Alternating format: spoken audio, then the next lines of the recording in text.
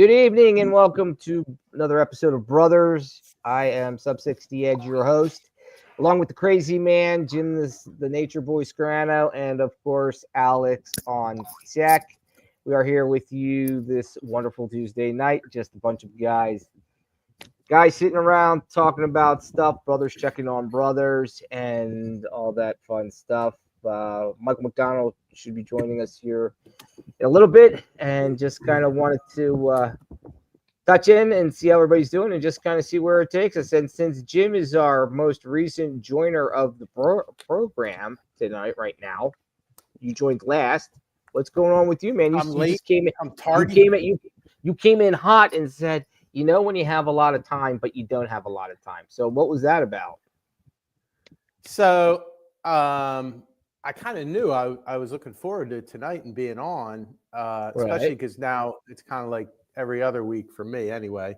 Right. But I got a lot. I was doing a lot, and I was looking at the clock. I was like, oh, I got 2 hours, you know.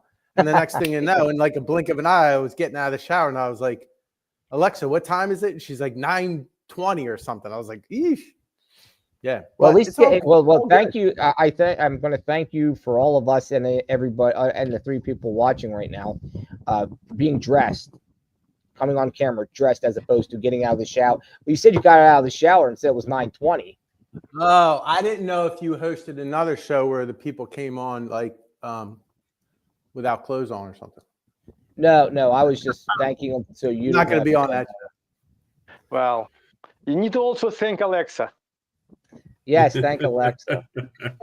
Alex, you ever mix up Alexa and Siri? Because I do it all the time. I don't have Siri. I'm not an iPhone guy, so okay. No. Gotcha.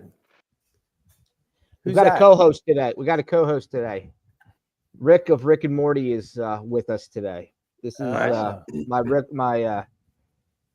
wife. Oh, Alan. I'll tell crazy man. I'll tell everybody here. Remember about 2 years ago? It's probably 2 years ago now. The Dave and Buster's auction you had for raising money. Yeah. We finally used those cards, and Jen and I went to Dave and Buster's on Sunday, and we went. And we played games, and that's all we did. And let me tell you, and you know, they got games like you go to the arcade now and you can win tickets. So I got, you know, we all won a bunch of tickets, and I love Rick and Morty along with Family Guy. And I saw this, and I was like, you know what? I don't usually get this kind of stuff. And I said, Jen, I want this. She's like, all right, that's cool, because I never say that. I'm like, oh, get whatever you guys want and stuff like that. So Rick is going to sit here and co-host with us. He's the number 2 co-host. Jim, you're always the number 1 co-host. I just didn't want you to God. you know, I didn't want to. I knew you were probably going to getting a little upset about that. Yeah, I was going to get superseded by who is it? Rick or Morty? This is Rick. Oh, okay. Yeah, but Rick has Alan, better hair. Alan, am I supposed to know who Rick and Morty are? I feel stupid. No. Yeah. Yes, Rick and Morty. It's. Do you ever watch Family Guy? See, I when I veg out and I disconnect, I get off the phone and hold on. Michael just joined us. He's going to ping me and say, I'm here. The Doobie Brother?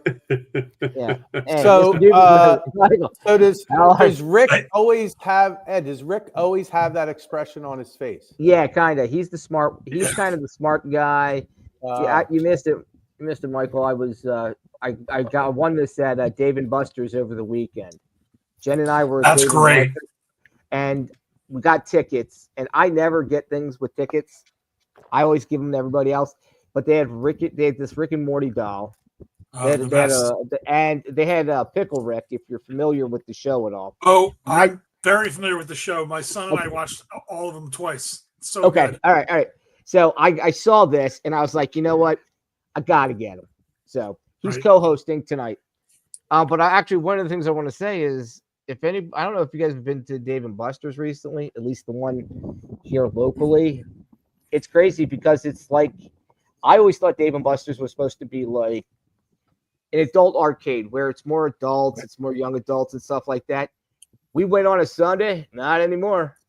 It's like you're on the boardwalk in New Jersey or somewhere with everybody with all the kids running with all the kids. I mean, Oh yeah, I used to think of it as an adult Chuck E. Cheese. yeah, now exactly. But now it's everybody. My son, when he was in middle school, we had a birthday party there for him. It was great.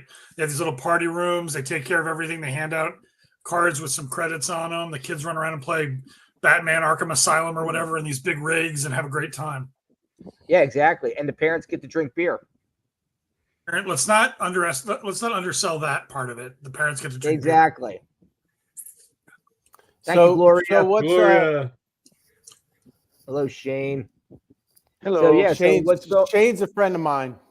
We grew up together. Yeah, first timer. Yeah. First Welcome, time, Shane. first Thank you for timer, or joining us. first time of being a friend of yours? Exactly. I just ran into him at Wawa today. I was like, "Yeah, dude, Shane, you might like this show." Cash that check as soon as you get it, Shane. Cash that check as soon as you get it, because you never know what. No, it's going to be there. I had All right, Venmo. first time live, excellent. Well, thank you for joining us, Shane. Jim's a good guy, I guess. So, quick question about Dave and Buster's. So, what's a night at Dave and Buster's going to cost you and your family of four? Oh, I haven't been. Like I said, Alan did one of his fundraisers for OEW 2 years ago, and these were cards I had bid on. Yeah, it's like $50. It was $50. It was like $225 cards. I don't know. I haven't been there in a while. Mike, how about you? I mean, it depends entirely on how much video games you play. Yeah, right? exactly.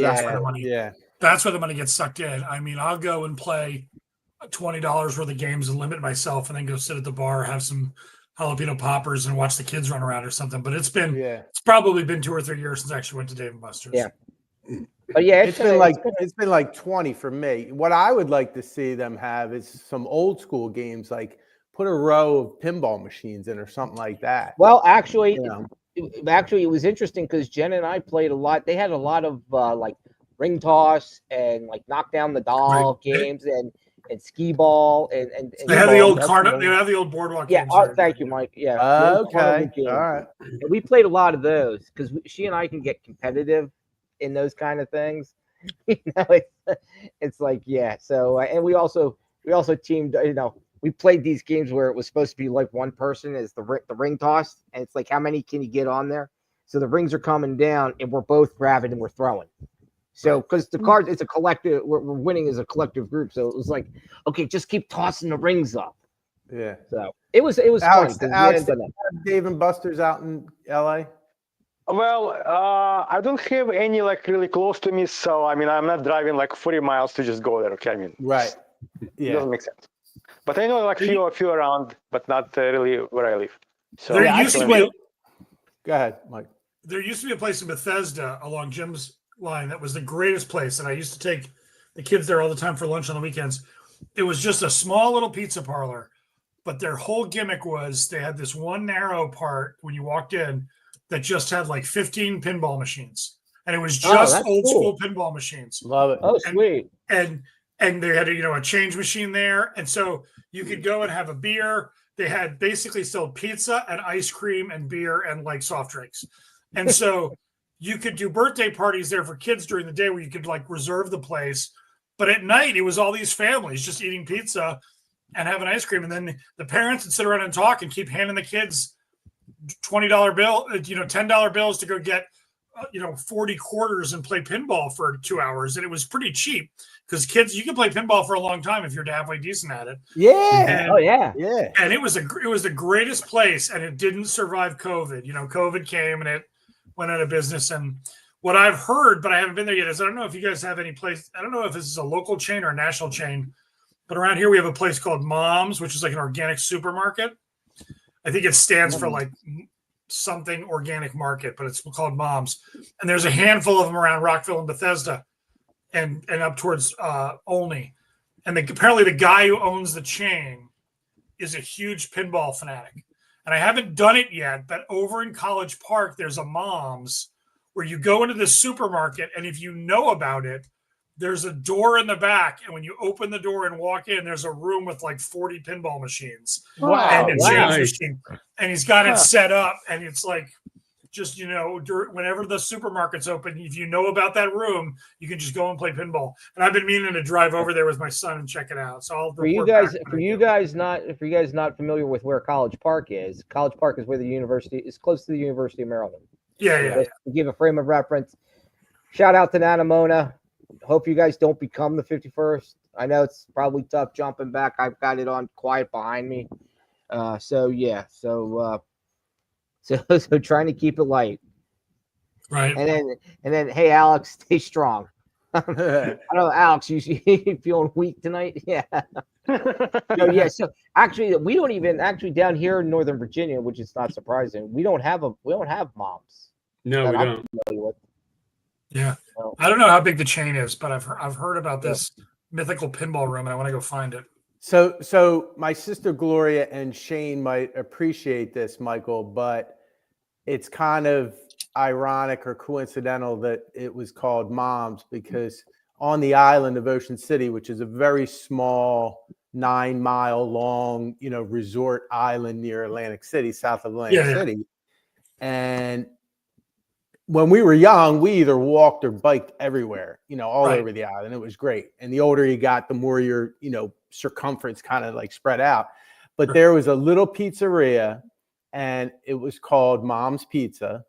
And it was a little, tiny place that you went for a takeout pizza. This is like 1976 or something. And we would ride our bikes or walk down there specifically because they had a pinball machine, one pinball machine, and I guess it was always a quarter, right? It was never less than that. Yeah. I think now it's 50 cents, but it's still not super expensive. Right. But at the time it was a quarter. We'd go down there with literally $1 worth of quarters. And I remember rummaging through my mom's pocketbook or whatever, scrounging 4 quarters together and going down there and having a slice and just playing a bunch of pinball. That was great. But it was called Mom's Pizza. That's funny. That's a funny coincidence. Well, it's funny because I got somebody else watching. Phil Johnson, a friend of mine. He can't seem to comment, but he and his wife went to Dave and Buster's. He's out of Des Moines, Iowa. Shout out to Des Moines, Iowa, and played air hockey for a couple of hours. And per Phil, I don't know, we probably should talk to his wife. He's still undefeated. So you never know, How is he watching, Ed? Which feed is he watching? He may be on I don't know. He probably on YouTube. Yeah, he should be able to comment on YouTube. Yeah. So I want to ask the crew tonight. Roger's Corner. That was another local arcade. Give us one game or toy from your childhood that we've kind of all forgotten about. Lawn darts. Alan, you go for. Oh, you stole it. Go ahead, Alan. Lawn darts. Jarts. They were called jarts. Oh my remember? God. We'd play. We'd run from those, right? Yeah. You'd play with. You'd also sharp. We'd sharpen them so they'd stick in the ground.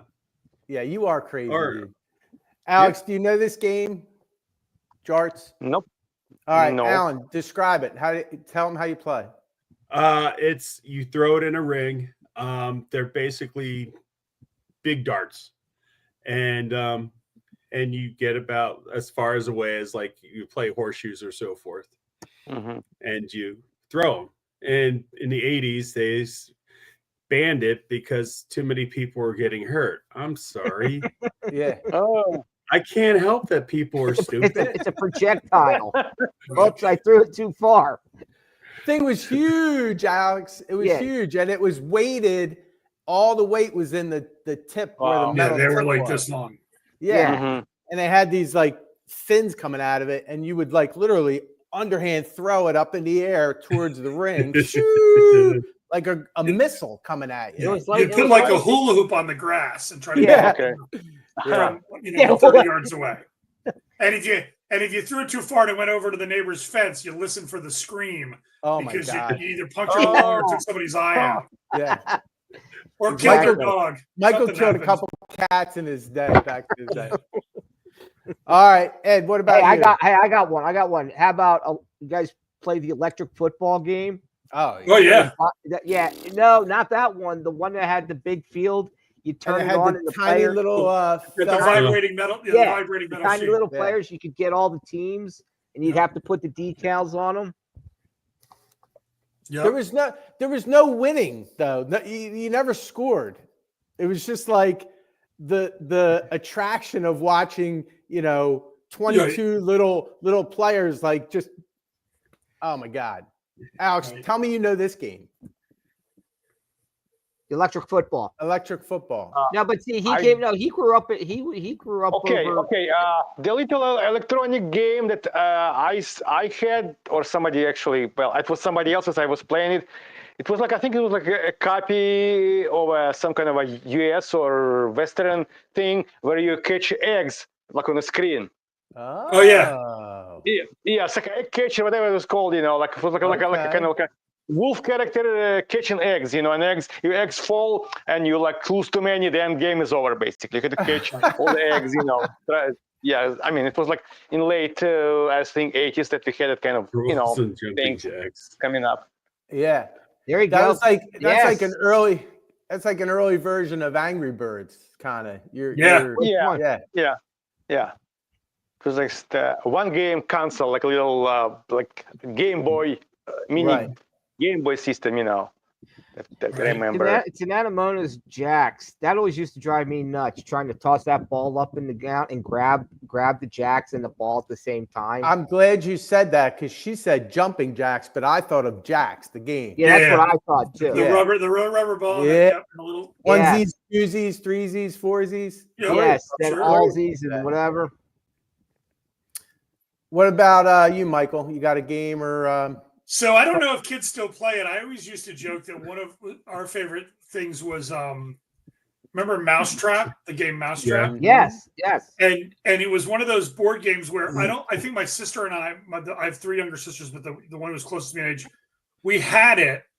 I don't think we ever played the actual board game. I think we would get it out. We would set up the Rube Goldberg contraption that was the Mousetrap. We'd run it and have hours of fun watching it go over and over and over again, get bored and put the pieces away. I don't know that we ever actually played the game. Yeah. But I just wonder if kids ever play that game. It's so fun. I have a niece now who's like 5 years old, and I saw her Sunday night, and I had a really funny conversation where I went in and I said, "Hey, how are you doing, Rose?" And we were over at my sister's house, a different sister's house, and she said, "Good."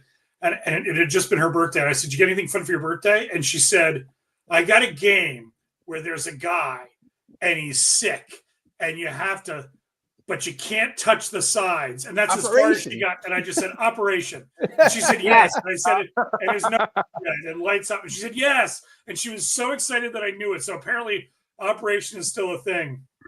Oh, One of that's my great. favorite Yeah. things that I never thought of as a kid, but someone pointed out on the internet in a meme a while ago, was someone said, "Did it ever disturb you that the guy in Operation was obviously still awake? Like, why isn't he out?" Yes. And I never thought of that as a kid. It never occurred to me. His eyes are wide open, I think. Yeah. And all this stuff is like, he's got frogs in his throat and butterflies in his stomach. All this stuff Yeah. were like, he had a funny bone. All this stuff was The like metaphors. expression. Yeah. Well, almost as bad as movies nowadays is if you really remember Goonies, they were searching for the pirate One-Eye Willie. Yeah, absolutely. Yeah. There was a lot of stuff in Goonies that was, I mean, the problem, like I always say, like, you can't watch an 80s movie with kids without getting about 5 minutes into it before some kid says, "Stop being such a fag." Like, they just said it all the time. Yeah, exactly. And then, Yes. And then the kid who is Asian always gets made fun of for being Asian. Like, there's all this stuff in it that's unbelievable. Well, I'm waiting to see what happens with Goonies 2. Are they doing another one? They're doing it, and supposedly all the original characters that are still alive coming back. All the cast, like Josh Brolin. Yeah. A lot of them got big. I mean, the guy who was the Asian kid who was Short Round just had his own movie come out and was in Everything Everywhere All the Time. And I mean, they have to do it right, or you're going to have a lot of us Gen Xers just like go to town. Right. Ed. Or how about Perfection? Oh, I remember Another that game. perfection. Yes. Trying to get all the freaking pieces in before that. God, Yeah. you want to. People don't understand why Gen X are the way they are because we played these Right. games called perfection. That if you didn't, it popped out and scared the shit out of you, Sure. or you electrocuted a guy that was awake, or Rock'em Sock'em Robots or Hungry Oh, Hungry. that was a good yeah. one. Oh, Yeah. love Rockham. Yeah. I have Rock'em Ed, Sock'em I have perfection at school in my counseling office. I use Are it. you guys allowed to do that? Isn't that like? What do you Wouldn't it be mean? like child? Triggers. It's all I do is play games. It's great. No, I mean that game in particular, Jim. No, Yeah, there's a that- lot of that mean- lessons. There's a lot of lessons in that game. Yeah. Yeah. Sometimes I'll get all the pieces sometimes I'll get get two right, or kids you're to all do it. screwed. I'll get two kids to do it together. So it's achievable, but they got to work together. Plus, like Ah, that's a perfect lesson for kids, like dealing with failure and disappointment. That's part of the problem in our youth today. You know what I mean? Like they're afraid to fail, and I don't know. Well, I say to my kids all the time, one of my favorite expressions is perfect is the enemy of the good. Because if you try to do something perfect, you'll never get anything done. Yeah. It's just the perfect is the enemy of the good. Yeah. And I'm not saying you shouldn't try, but like at some point you have to sort of say, with the amount of time and resources we have, this is the best I can do. And it's going to have to be good enough. Right. I mean, I tell a lot of my Exactly. students, even from elementary through middle and high school, it's like failure. Fail means first attempt I learn. So Right. you have to Right. fail to succeed. Right. You ever million examples out there too. You ever read Einstein. Conan O'Brien? Conan O'Brien gave a graduation. It's not a graduation speech, like the baccalaureate speech at Harvard where he went years ago, and it's this hilarious speech. But he does this unbelievable job of getting serious for a while in the middle, and he basically says, "You start off." He explains his career and how he went to Harvard, and he thought he was going to do this and this, and he ended up being famous writing lines for Homer Simpson, and how he never would have thought that's how he would have got. He's a writer for The Simpsons. But he says, but you have to understand, when you graduate from here, you're all going to be wearing like bright, shiny white tuxedos. That's sort of how you're going to feel. He says, and in a couple of years, the things that show you are successful is how dirty that tuxedo gets. It's not that you never fall. It's how many times you fall and get back up. right. Mm-hmm. And he just goes on. It's one of my favorite Churchill quotes is the true power of an individual is not how many times he succeeds, but how little enthusiasm it's something like he doesn't lose any enthusiasm from going from one failure to the next. Like Wow. that's a powerful person who can just keep going like that. Yeah. That's true. I'll find the actual quote and put it up on the chat. I'd Hey. actually like to find the speech. I'd like to hear the speech. I will find a link for that too while we're on the phone while we're doing this here. It's great. All right. It's a great And speech. how about So- Shane called up Stretch Armstrong? I You all remember feel like Stretch Armstrong? there's so Love many it. great toys. So many great toys. How I about do silly, remember how about playing silly putty? Silly Putty. You remember putting it on the comics and it would like appear on the putty? Yep. Crazy. Yeah, Could you see? Imagine this. Could you see if you were doing that in front of your kids nowadays, getting the Sunday comics and putting silly putty, and they'd be like, "What are you doing? Oh, this is what we did for fun. You did this for fun? What is it? Where's the buttons? Where are the buttons? Yeah. Where's the graphics?" I'm sure there's YouTube videos out there about it or TikTok videos. Trust me. That's all I see them do. You have 3 brothers, and you are all 11 months apart. I'm the oldest, so I'm a Tom. Hold on, we gotta. Are you? Is there a twin? I'm trying to work. No, they're- Mike, you're probably the smartest one in this room right now. no, there's 3. That doesn't say much about this room. No, it doesn't. But I'm just, I take offense to that. You too, Alex. Yeah, that's sure. all right. I get it. I get like- it.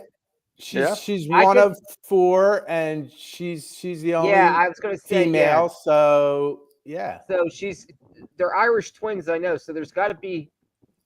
It's almost like it's a twin Irish twin. Oh, look at me. yeah. Anamona throwing the curveball into the group, trying to figure Yeah. that math equation out.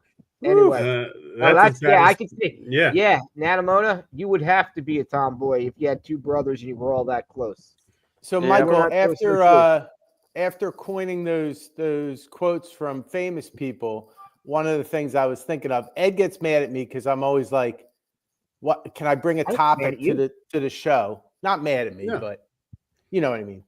Yeah, I know what you mean. But I was thinking, like, I feel like, especially Alan might be able to relate to this, where at school, I feel like I'm always saying the same lines. Like I have 10 lines that I always go back to, and they're not necessarily quotes from other people. Right. But I was thinking of one today, and I thought maybe you guys could share if you have something similar to that. Like, Alan, what did you say about the acronym? Fail? What was it? Fail. Fail. First attempt, Yeah. I learned. Right. So one of I mean, mine is like I tell kids, and I was telling a couple kids today because they were complaining about other kids, saying this to them or looking at them. They complain about somebody looking at them. They were looking at me, Did you hand Whereas them a box of tissues? Yeah. The other kid was complaining about his teacher. And I said, look, I tell kids this all the time and adults, you can only control your words and actions. Right. You know what I mean? Right. So Yes. focus on what you have control of. So the kid who thinks the teacher has it out for him, I was like, listen, you can't control what she's going to say to you or react to whatever you're, trying to get attention for. I didn't say that, but Right. I said, but why don't you play a game? Why don't you try the opposite, kind of like George from Seinfeld, and just like be this great student that never is trying to do funny things in class and all this, and he's looking at me like. So I'm like, it'll be like a social experiment, and then you'll see how she reacts. Like, see if it changes things. But we'll see what how I don't old, think how he old can do was it. this kid that you were talking to, Jim? He's in fourth grade. You asked the fourth grader did you actually say social experiment to a fourth grader? I did. He knew exactly what I was talking You about. know what you were talking I might have said about? experiment. What are you He's talking smart. about, Mr. Scrata? He's Mr. he's Scrata, what smart. are you talking about? He's Jim, very how's smart. it that we both had a conversation like this? I had one of my students go to the assistant going, I hate you. Yeah. And said a few other words. So him and I are walking. He goes, well, I hate her. I said, well, you hate me too. But what's the difference of you not saying that to me? Yeah. Oh, Yeah.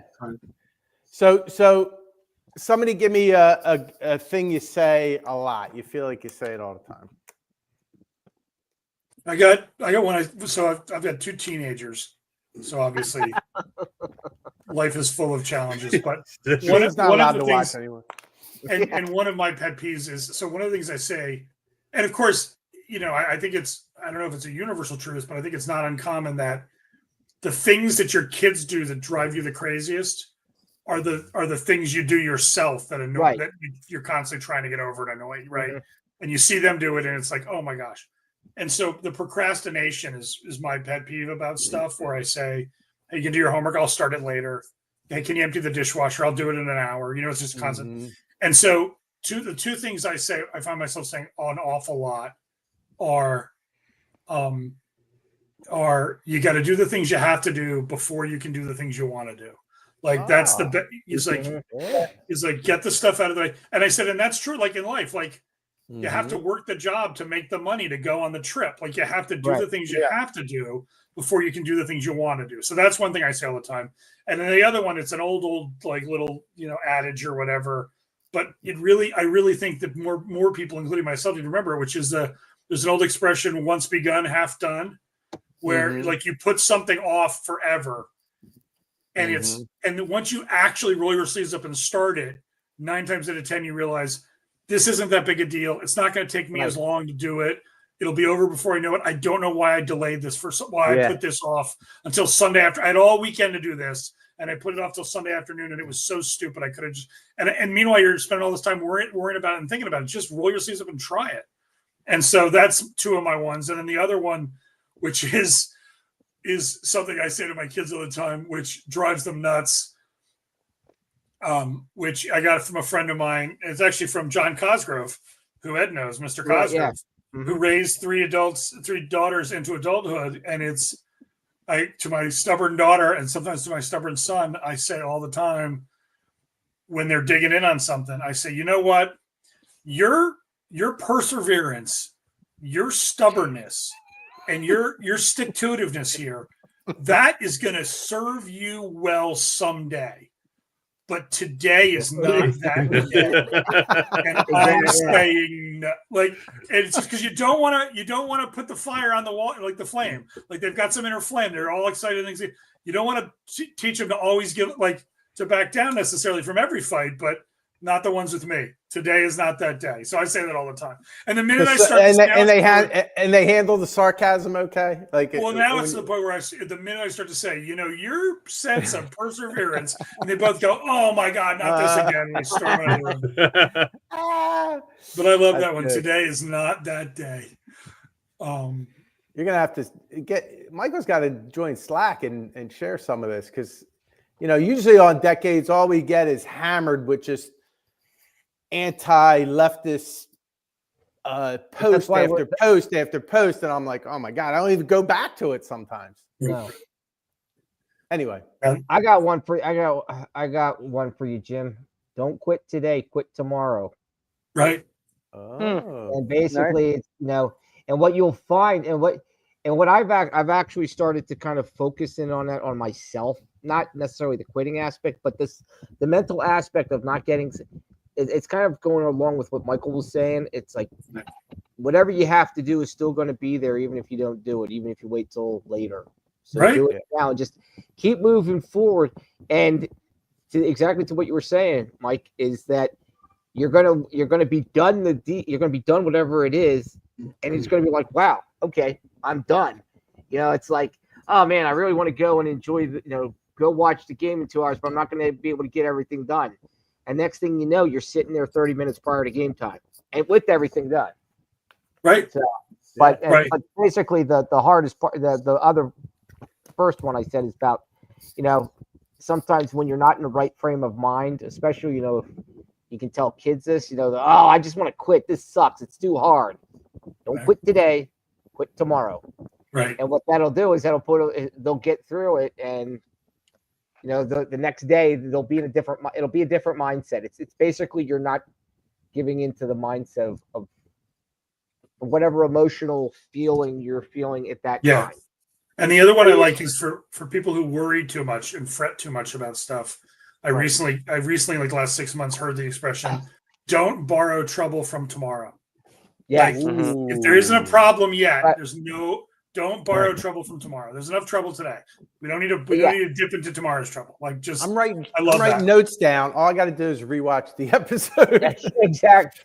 No, but that's a good because a lot of people I think who get worrying and things like that, they look like, but what if this? And I also say, if somebody says, but what if it doesn't happen? I go to them, well, what if it does? Yeah. Like in the positive, I tell the students, I said, I don't work with what ifs. Yeah. Right. I work with exactly what you do now. But we all have, society seems to have a tendency to worry about if you fail. How about what happens if you are successful? Because I think a lot of people, this is my personal opinion, I think a lot of people have a fear of success, and it's subconsciously hidden, and it comes out as a fear of failure. If that makes sense to everybody, where you sit there and say, what? Absolutely. You get paralyzed with the idea that if you try and you can't do it. Like the other thing I try to teach my kids, because I think the other problem is we're so obsessed with doing everything perfect. Yes. That one of the things I try to teach my kids, and I started teaching it to them in the context literally of, like, when we talk about how much we're tipping waiters and wait staff, which is I always say to my kids, you can judge a restaurant like staff by how well they do the job. Mm-hmm. But I'll judge them even more and give them even a bigger tip, because look, problems happen, things go wrong, mistakes get made. I always say I really like to judge people by how they deal with a mistake they've made. Like I'll give a 10%, I'll give a 15% tip to a waiter who does his job perfectly. I'll give a 20% tip to someone who comes out and says, "Look, I'm really sorry this is taking too long. We're going to throw in a free dessert for you." Because that's much better. That's a real sign of customer service, right? Yeah. Of customer service and thinking about it. And so what I try to teach my kids is when they do something wrong, you got to follow through with a fix. You got to you look, you're going to do stuff wrong, but the answer isn't to put your head between your knees and scurry off. It's you apologize and you go the extra yard to make it better. You know what I mean? If you told somebody you pick something up at the store for them and you forgot, the next day pick it up and pick up something else for them. Go the extra yard to make it better.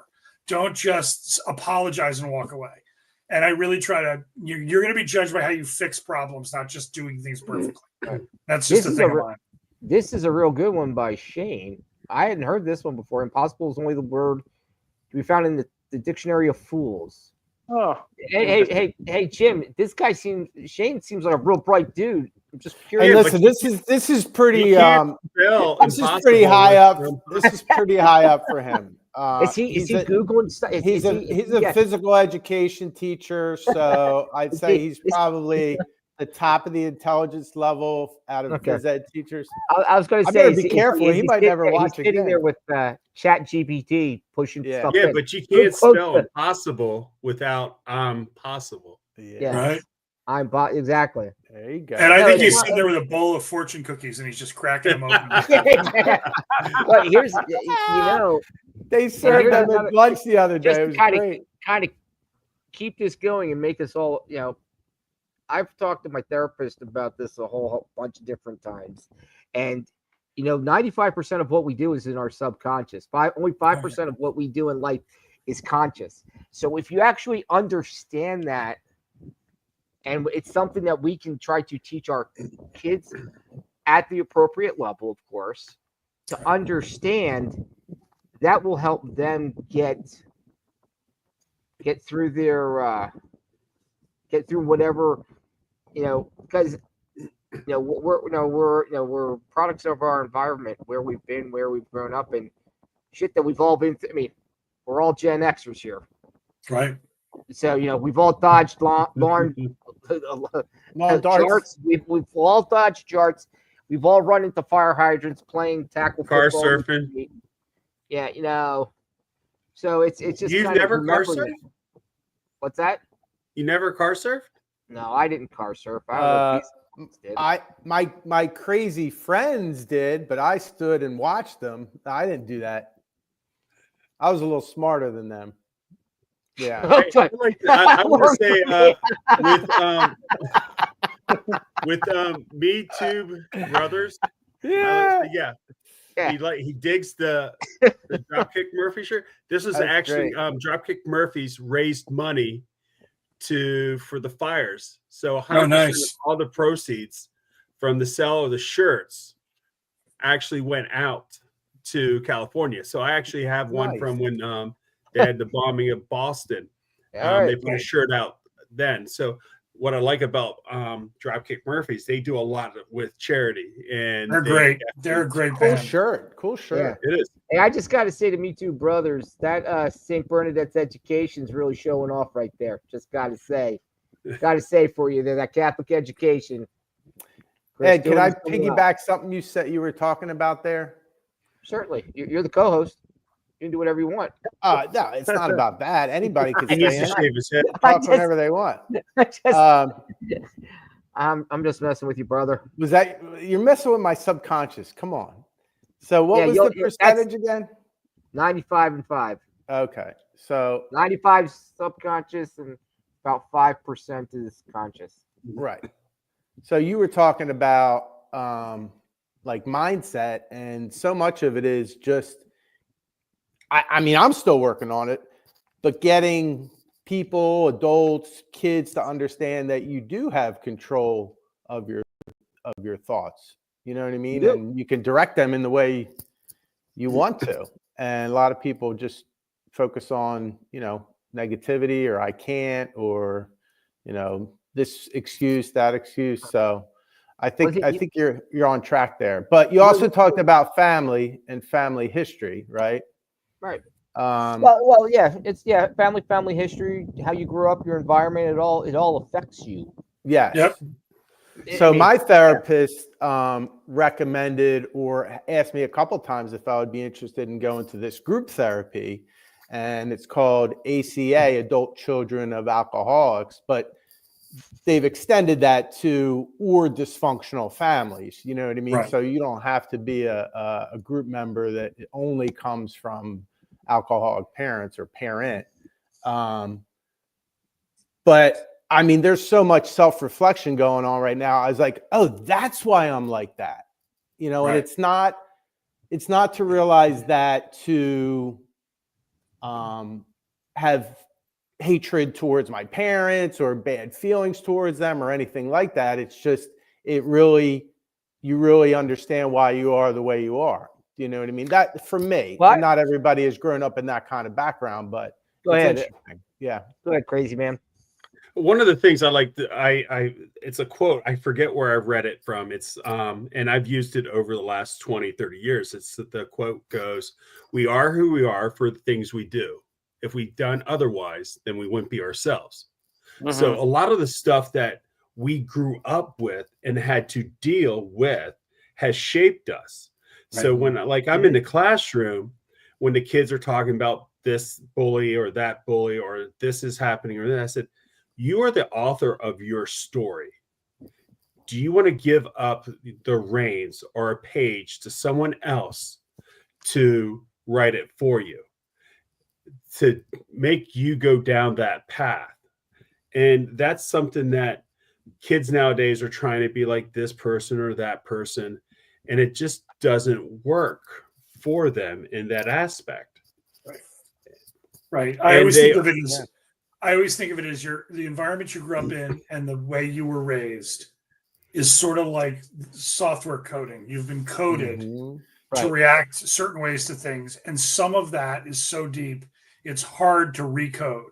But that's really like the therapy I've gone to and stuff. I always think of it as the reflection on it, and then practicing little tricks they give you. Oh yeah, and over, because some of it's just practice. Like you're realizing that you have this habit of feeling defensive when these subjects come up or whatever is a realization, but it's not going to change the behavior overnight. You have to figure out little mechanisms and tools. The most amazing thing I heard about a week ago, and I've tried to use it a couple times this week with pretty amazing success, is if you're talking to your kids or anybody where you find that your reactions are sometimes frustrating to them or not when you look back on it, what you want them to be. One guy's trick is like when your kid comes to you with something, he's like, the example he gave is your daughter comes to you and says, I want to dye my hair blue. And, people of a certain generation will be like, you want to dye your, what are you talking about? And he says, a trick to do is just repeat back what the person said to you thoughtfully, like you're thinking about it. Mm-hmm. Oh, you want to dye your hair blue? And usually that'll elicit another comment from that kid. Yeah, all the kids at school are dyeing their hair blue. All the kids are doing it. And then you start to think differently than how you would just knee-jerk react. Right. Well, why do you want to be like the other kids? Well, I'm having trouble fitting in. And now you're having a conversation with your kid that's much different than, don't be ridiculous. We're not spending money to dye your hair blue, and just, putting them down. You may get to, well, maybe let's hold off on dyeing our hair blue, but at least you're understanding what's going on in their head, and you're not squashing what they're saying and causing building a wall between the two of you. And so just if you're having trouble with impulse control, which Ed, you're talking about knee-jerk reactions and stuff. I always think of it as impulse control. If you're having trouble with impulse control, the trick of just quietly repeating back, okay, that's a good one. So you want me to take the garbage out now, is a good way to just it reins you back in, and now you can have a more meaningful conversation. I love that. Yeah, it gives you that pause to think before you. I mean, we teach that in schools, Alan and I. You know what I mean? Like that's all kids do. They just react right away. And, yes, they do. Yeah. Oh yeah, But he called me this. That kind of thing. Yeah, my mother used to say, you wouldn't know they were looking at you if you weren't looking at them. Yeah. Yeah. So, Michael, what if the response? Kids, sorry, Al. Yeah, go ahead, Jim. I was going to say, what if the response to the blue-haired daughter was, or the wannabe blue-haired daughter was, what was the quote you said that ended with, but not today? But not today. Yeah. That you might get to that one at some point. Yeah, exactly. Well, your perseverance, or what was it say? Your perseverance and your stubbornness and your determination are gonna serve you well someday. but today is But your not hair that won't day. be blue today. Oh my God. Okay, Sorry, Alan. I have a question for you guys, and I'm curious about this because as I look Uh-oh. around, we're all dads. We all have well, being dads, we all have kids. We're all Gen Xers. My question is, do you ever find yourself in your relationship with your wife, your kids, or whatever, your dad coming out in you? For good, 100%. for the good stuff and the bad stuff. Because I gotta go. I have my father was 6'4". I'm a mini version of my father. I am a mini version of my father in a lot of aspects. I know when Megan was dating a guy, and I said, "Well, bring him over." And he came over, and we were talking. I said, "Let's go for a little walk." She goes, "Dad, no." But see, I said, "It's a little walk." and see, that's the trouble. I mean, full disclosure, that's what has gotten me in trouble in my family life is kind of riding those memories and traits that come out where they don't fit in today's, like the way we were all raised is not the way you're raising your kids today. We're raising our kids today, and that's what that.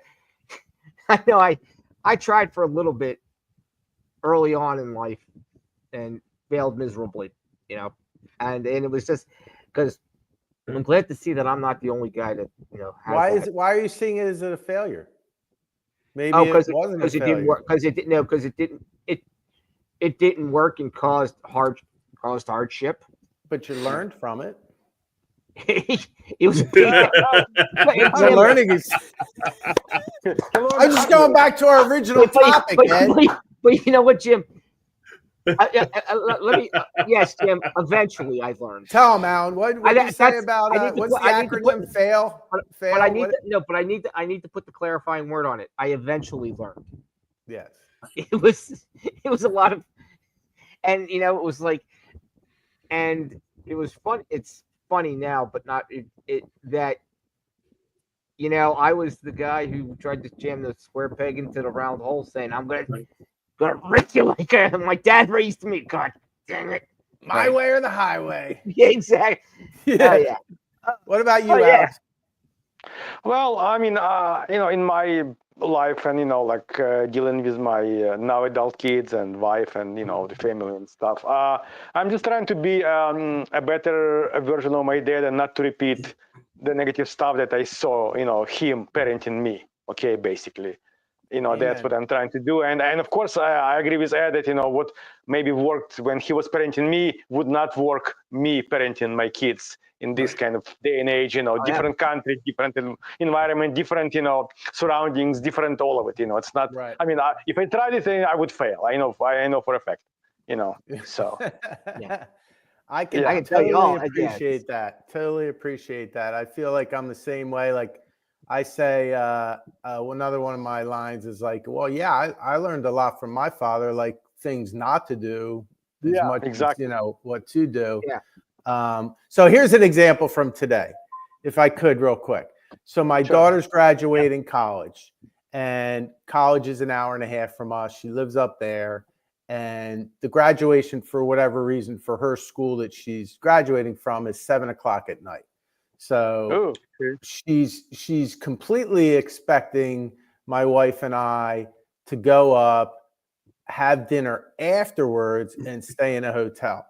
And I'm like, why would I do that? Like, you know what I mean? And so it got into a little bit of a heated, talk, three-way talk, although I was pretty much staying off of the phone and letting mom, and I was like, Yeah.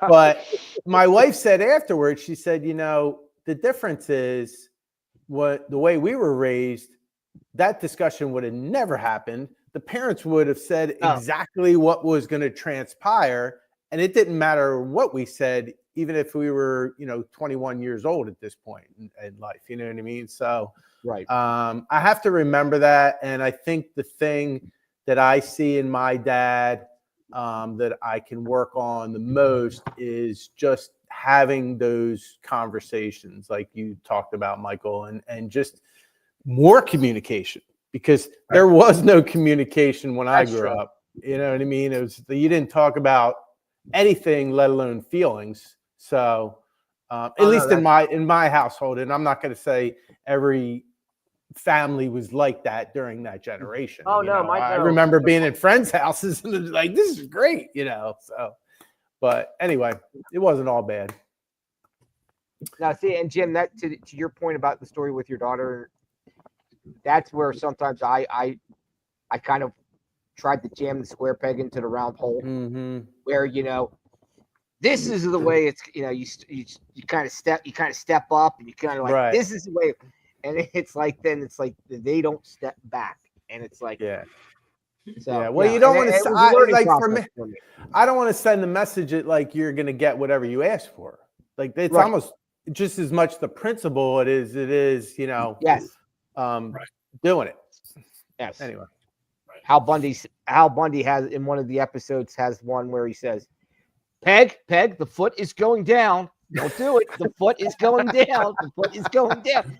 And he puts his foot down and they do it anyway. So that's kind of what I think, Anyway. Yeah, but you also have to let them learn, fail. Yeah, learn. that's and that's the whole thing that we learned, even if you had a parent saying, yo, you can't do this, or you're going to do it anyway, because we were that invincibility stage of adolescence, and you learned the hard way. And it's like, yep, that's dumb.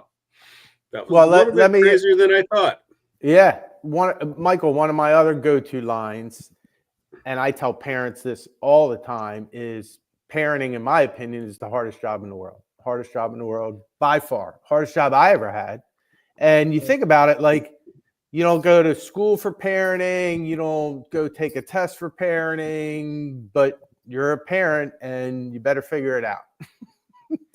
So I don't know. I don't know if anybody else feels that way. Keanu but Reeves I think it's hard. His character in the movie, I believe it's Parenthood, has a great line. He goes, "You need a license to drive, but they'll give any moron." I'm paraphrasing. Any moron can be a parent. Yeah, something like that for sure. Yeah. So and really, if you think about it, it's true, and that's because to your point, Jim, parenting is the only job you'll have your whole life. Well, from the point you become a parent till you die, you are. Right. I think everybody here with adult parents kids in the last 20 years, you wish parents would be parents and not parents be BFFs and not discipline. And now when you have to discipline at school, it's worse when you're dealing with different students, because nothing will happen at home. There's always they'll always find a way of saying, well, it's their disability is the reason why they are. And I told my kids today, I said, manners are free. You don't have to go to school for them. You have to treat everybody the same. 100%. I always say all the time, if you think you did something wrong, it doesn't cost you anything to apologize. Yeah. Right. It doesn't cost you anything to say please. It doesn't cost you to say thank you. I know when I made a mistake and I got pulled on the carpet by my admin team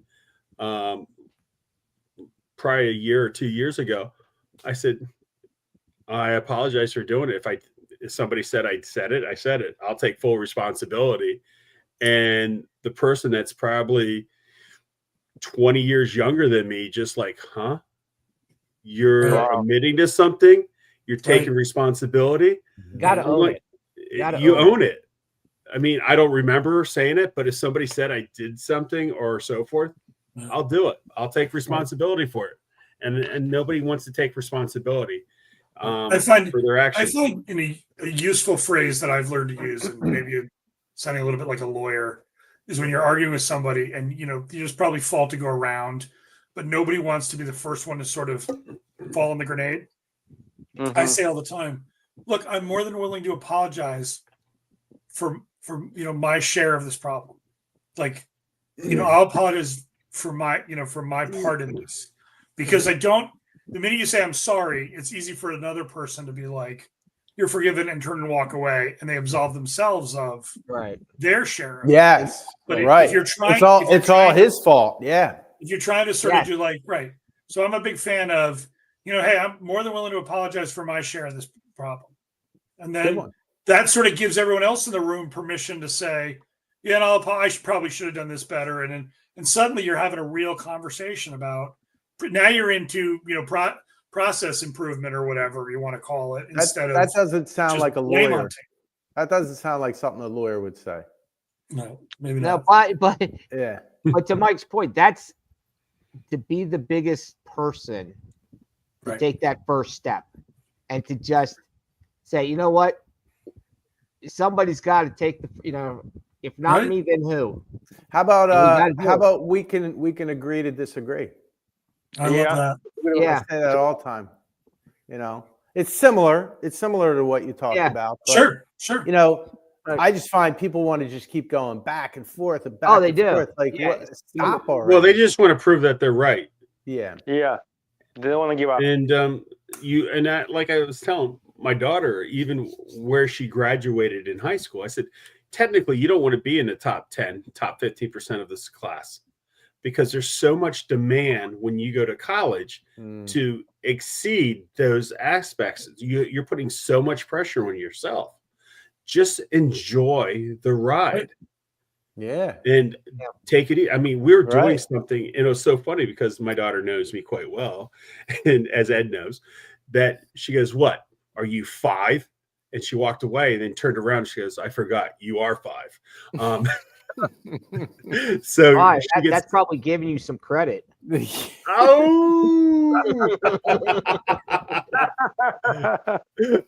Say you're sorry, Ed.